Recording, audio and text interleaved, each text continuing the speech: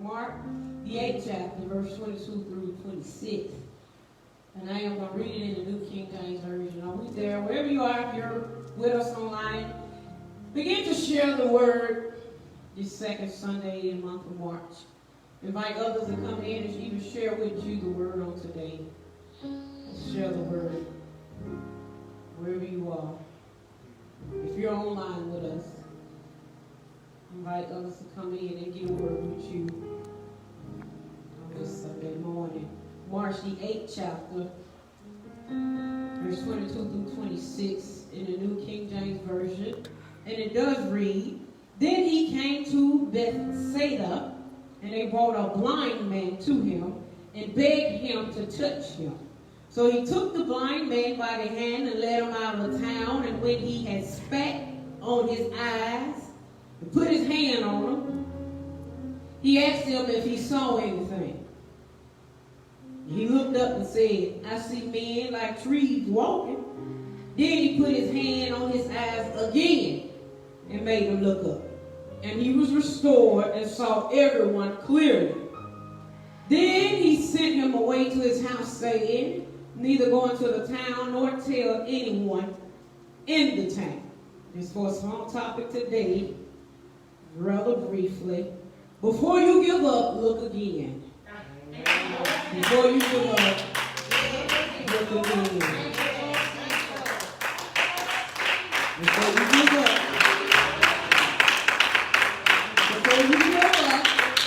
so you walk away from it all, before you turn your back, get up one more time. Hallelujah.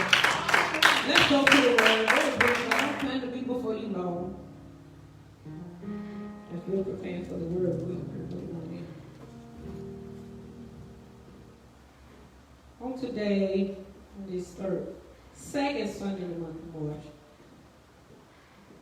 And so many often, like I said, we stated on this week, we've celebrated any celebration, an anniversary of 1 year of us fighting with Corona. Today I want to encourage somebody before you give up to just take another look. And on this week, I was on the internet looking at something on Facebook, and there was a picture, and there was a question under the picture that said, do you see 3 bars or 4? Now, before I even read the question, I had already looked at the picture and I saw 4 bars. It wasn't until after I actually read the question that I went back and looked, and I could then see 3 bars. Sometimes things are not as they appear to be when you first take a look at it. Are y'all with me? Sometimes things appear big when they're really small. Some things can appear to be wide when they're really narrow.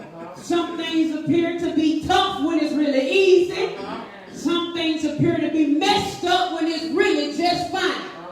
Sometimes we miss out on our blessings, worried about what the natural eye is looking at, worried about the portrait that the enemy has painted for us, worried about the painting that tells a different story from what we once believed. Am I right about it?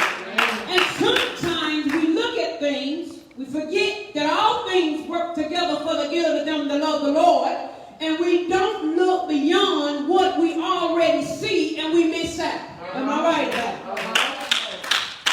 So if you stop and we think today about the blind man in the Bible, we first realize that he's not given a name. Doesn't mean that he's not important, but it means that we don't know his name. All right, let's just keep it that simple. My name is Tina. Hello, nice to meet you. But the Bible did not state what this man's name was, because it's pretty obvious it wasn't important what the name was rather than the situation. It is only mentioned in the Bible that the man is brought to Jesus by people begging Jesus to touch the man. The Bible doesn't say that he asked to be brought to Jesus. That's not mentioned anywhere in the Word. The Bible just said that he had people that brought him to Jesus, begging Jesus to touch this man. So I first started saying, was he worried to be to walk him to the back. Come on, talk to me. Because he's a blind man. He can't see where he's going. So either he's wearing them, they're wearing them, he's wearing them, they all go out. So they said, but please, I heard Jesus was coming to Samaria or to Bethesda. Please take the man to Jesus. Look, we're kind of carrying you everywhere we go. Everybody, The Bible does not even tell us that the man knew who Jesus was himself. That's not mentioned. Not much is known about this man other than this man has a double condition. He is both blind naturally and he's blind spiritually. And I know those two are enough to make anybody want to be delivered by Jesus and want another touch. We are saints in here, are we not? And we as saints, we may not be spiritually blind. But there are some things in the natural that we too have begged Jesus to touch. Come on, talk to me here. It may have been the body of your parent, but you had to beg Jesus for a touch. Oh, come on, talk to me. It may have been the behavior of your children, but you had to beg Jesus for a touch. It may have been for a stable career, but you had to beg Jesus for a touch. It may have been just for clear direction, but you had to beg Jesus for a touch. Come on, talk to me. It may have been to change somebody's mind in a process, but you had to stop with your same self and beg Jesus for a touch. There have been times in our lives when although we are saved, we sanctified, we Holy Ghost filled, we fire baptized, we too have had to beg Jesus for a touch. And before you open your mouth with your holy self and say, I ain't never begged Jesus for anything, because all he told me to do was ask. I will only tell you that feel this way that you don't know what a true storm is if you have not literally begged Jesus for another storm. Yeah, you said ask, but I'm telling you, sometimes pushes you beyond my ask. Oh, come on, talk to me. Sometimes pushes you beyond. I asked you yesterday, I'm going to ask you again tomorrow. Think about the widow woman. The Bible declared, we talked about how persistent she was. But at the end of the day, that persistency led to begging. God, I need some help, and I need some help now. Come on, talk to me in here. Oh, that's good. Y'all don't hear me. I'm here to tell you, yes, I asked, but I'm going to ask again. And if my asking consists of begging, I just need another touch. Come on, somebody ought to bless the name of the Lord. I need another touch. I need another touch. Yeah, my God. Let me tell you this story. Have a seat. Don't push, Mom. I'm going to get through this. My father, he's dead and gone, but when he was here, the grandkids love Granddaddy. That's what they call him. You have to sound it out just like that. He wasn't Granddaddy. Granddaddy. Say that with me. Granddaddy. That's what I'm talking about. But they love their Granddaddy. And I remember he had a cane. He would play with him. He would come in the house. When he come in the house, he was my father was about 6'2", 6'3". He was tall. And the kids had to be Will, Derek, Mariah, and EJ. They were all in there together. They was like little stair-steppers. They all about the same age. And at this time, they had to be maybe 3 or 4. He would come in and he'd say, "Where's Will?" So he's up here and they're down there. And he'd be jumping. "I'm here. I'm down here, Granddad. I'm down here." And it would give him joy. "Well, where's Will at?" "I'm right here, right here." And he said, "Oh, there you is." He'd be like, "Yay." Then he'd go on to Derry. "Where's Derry?" "I'm right here. I don't see him. I don't see him." They be patting on his leg, "But I'm right here, Granddad." "Oh, there he is." And I get tickled because the user would say Mariah for last. She's the only little girl around. And she, "Where's Mariah? Where's Mariah?" And he'd be, "I'm right here. I'm right here." He's like, "I don't see." It would take him a little longer to see her. So then they all be hollering, "She right here, Granddad. She right here." He's like, "Oh, y'all help me find her. She right here." Oh, that just gave him joy. And as he got a little older, finally got into elementary, I remember one day that he came home, he pulled in the yard, and they heard the van. So they met him at the door. "Granddaddy, Granddad tired today. And he went and sat down and thought the day was over with. He said, Granddaddy. He just went, hey, Granddad, so glad to see y'all. And if you, for those of you that don't know my father, it takes a lot for my father to raise his voice and whoop him. Yes, it does. So he didn't really believe in just whooping his grandkids. Amen. Even when they aggravate him, we just be sitting and looking like some. At this point, my mama would have slapped me by now. So, he'll take the grandkids and run with them. Tell me, you better hit that grandbaby. She said, they got to come back. So, you know what, this don't make no sense. When he got home, he was tired. He sits on the couch, and they, Granddaddy. Well, my daddy had a way of making the kids feel, for me, crazy. Because he said instead of a gun, pow, pow, he taught them poker, poker. Stuff that just didn't make sense. And he'd go around the house, poker, poker. I said, what is that? He said, they shoot each other. Oh, my Lord, that's wrong. Well, he told the kids that it's a Shell gas station around the corner, and it was called Arizona. He would take them to the Shell. There's a big can of Arizona drink, big old can, that he liked to get them. Well, instead of saying we're going to Shell, he would say, we're going to Arizona. So this particular day, they made up in their mind, when Granddaddy get here, we're going to Arizona. So they sit down on the couch and say, Granddaddy, they said, take us to Arizona. And he said, no, Granddaddy tired today. But Granddaddy, if you take us to Arizona, we'll be good the rest of the day. I said, no, Granddaddy tired today. Just let me rest today. We'll go to Arizona tomorrow. Then another one to chime in, but Granddaddy, why can't we go to Arizona today? And then he said, no, Granddaddy have to do it tomorrow now. I got tired today. They all just kept asking, but they wasn't getting the response that they wanted. All four of them. They go down there, now it's your turn, I guess. Well, Granddaddy, take us to Arizona. I said, no, can't go to Arizona today, I'm tired. Well, Will had enough of the asking. So Will said, Granddaddy, can you take us to Arizona, please? And at this point, my daddy didn't say I'm tired. He just stopped and looked at him like, is he humming? Well, the other kids picked up that now Granddaddy ain't saying no, he just looking. So they all started hollering, please, Granddaddy, please. Mama coming out. She said, leave Granddaddy alone. He said he's tired. Please, Granddaddy, please. Then he got up. He got his keys out of his pocket. He said, Jen, I'll be back. I'm going to take these kids to Arizona. We're like, yeah. And she said, I thought you said you weren't going to Arizona because you're tired. He said, don't you hear these kids begging? We're going to Arizona.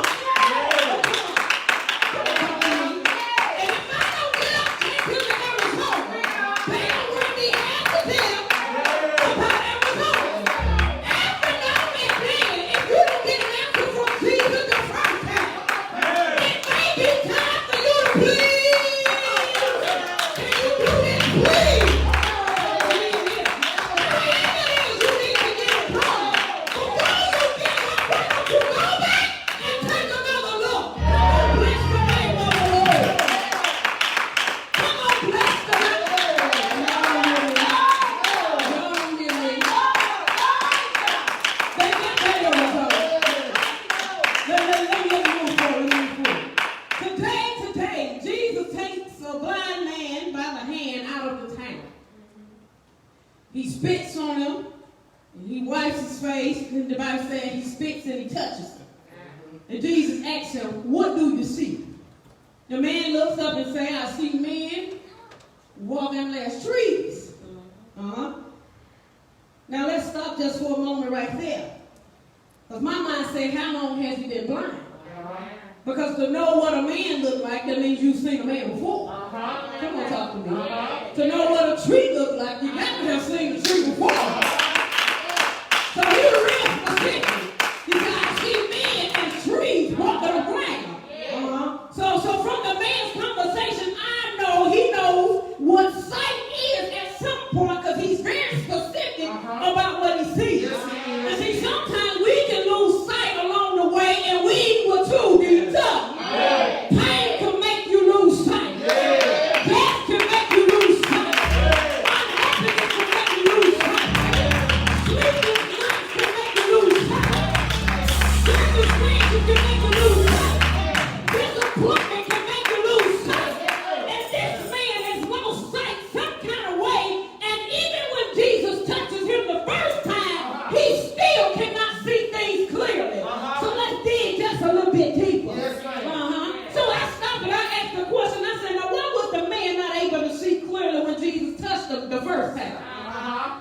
Come on, talk to me. Because we talking about Jesus. We talking about the man that is the answer to the question. Come on, talk to me.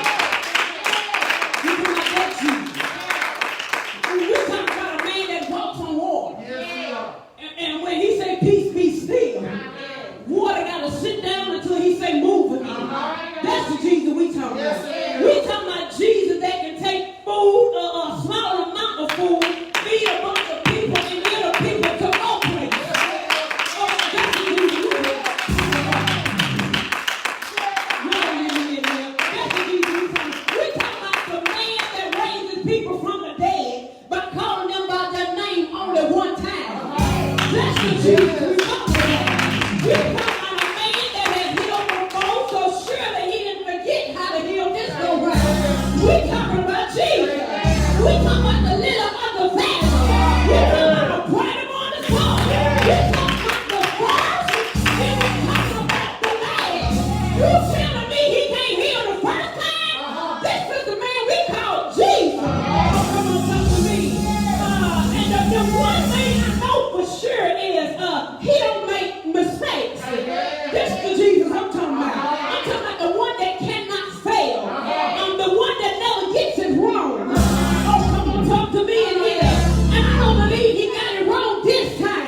But he had a point to prove. And it was all about the blind man. Jesus touching his eyes and asking him, what do you see? Was done according to his faith. Because he wanted to show the man that if you really want to be healed, when I touch you the first time, you will see clearly. But that man's reaction was just like us sometimes. We react to how we feel. Oh my God, somebody better hear me today. We act according to our mood instead of according to our faith. So we got to go back and get another touch as if he didn't touch us the first time. Oh, y'all don't get me up in here. Every now and then, I got to remind myself, he done already touched me. So before you walk away from this thing, girl, take another look, take another look, take another look. You better take another look. You better take another look. There's a lot of time for us. The moment things start looking dim, we forget we still in God's hand. That'll beat y'all by itself. We believe, but we forget. So we don't see clearly anymore. Am I talking to anybody? And often Jesus has to do us just like he did the blind man. He has to touch us again to awaken the faith that's in us. Am I talking to anybody? He has to touch us again to awaken our belief system. He has to touch us again to make us remember he's done it before. So he can do it again. He has to touch us again to awaken our confidence that we serve Almighty God. Every now and then, Jesus has to touch us again to make us remember that he's God alone. And he alone is God. I am that I am. I am that I am. I am that I am. Every now and then, he has to touch us again to remind us that he's a God that never fails.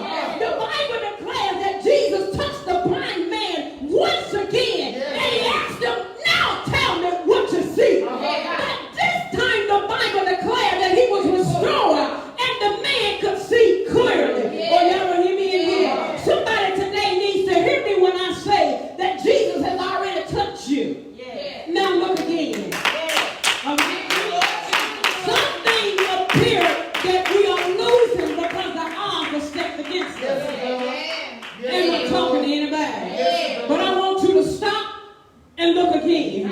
Your angels have already been given charge to bring you out of this. So I want you to stop and look again. Don't see men as trees. Stop and see clearly now. I want you to take another look at your situation and don't see men as trees. Stop and see clearly now. Take another look at the things around you. Don't see men as trees. Stop and see clearly now. Don't see this as a threat to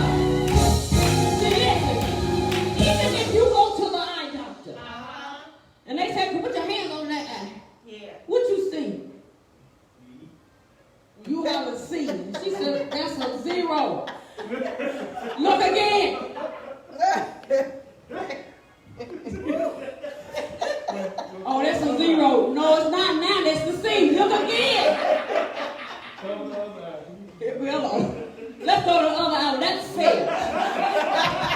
Now what you see, somebody right outside of the other. You need healing for your soul. He said, now put this lid in front of it. What can you see? Oh, that's a big O. The same O I showed you a minute ago. I'm not coming back here because you got to ask her. But before you leave, they make sure you have the right leaf, the right amount of medicine in the leaf for your glasses, so you can see clearly.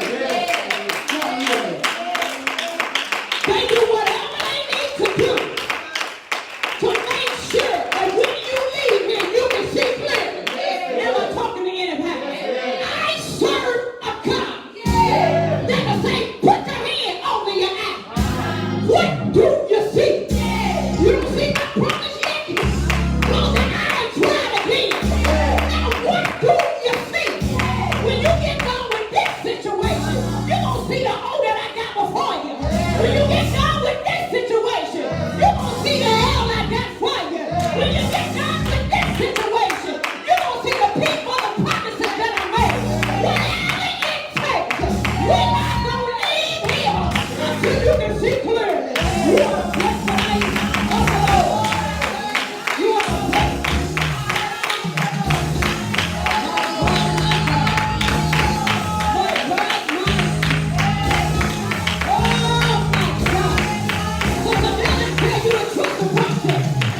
Trust the process. Trust the process. And before you give up, look again. Trust the process. And before you walk away, look again. Trust the process. And before you turn around, look again. Trust the process. And before you run off, look again. Trust the process. And before you give it all up, close your eye if you have to. Open it back up. Just take another look. Look again. Come on, bless God.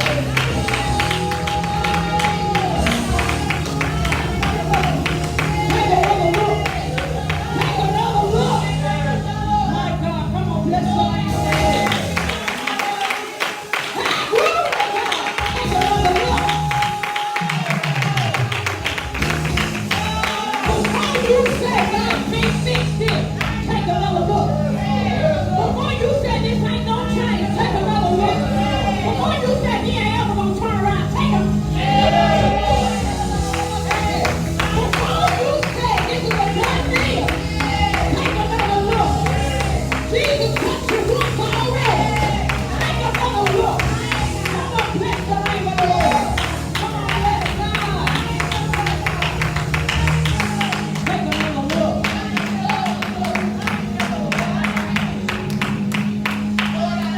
Every now and then, you have to praise God and tell God who don't praise. I trust this process. Lord, I'm not going to walk away from here. I'm going to take another look.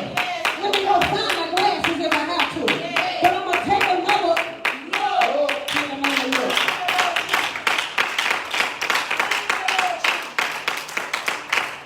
I said change your perspective. Change the way you're looking at it. You're looking at it wrong. You're looking at it like it's already over. It ain't over yet. Take another look. My God. Somebody today needs to hear me when I say God has already touched you. Take another look. He touched you once. Why don't touch you twice?